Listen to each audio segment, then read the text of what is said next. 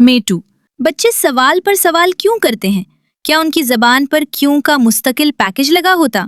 یا ان کی آنکھوں میں انکوائری لیزر لگے ہوتے جو ہر چیز کو سکین کرتے اور فوراً سوال بنا دیتے؟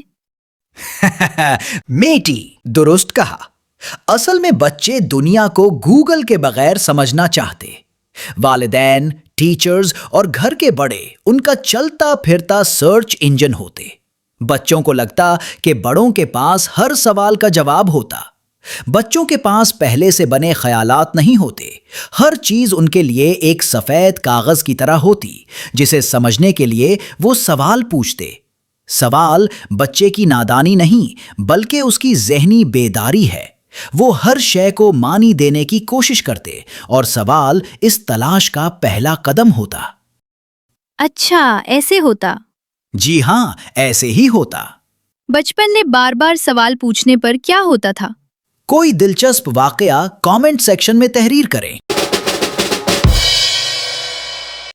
میٹو اینڈ میٹی کی کراری باتیں سننے کے لیے ہمارے چینل کو لائک سبسکرائب اور شیئر کریں۔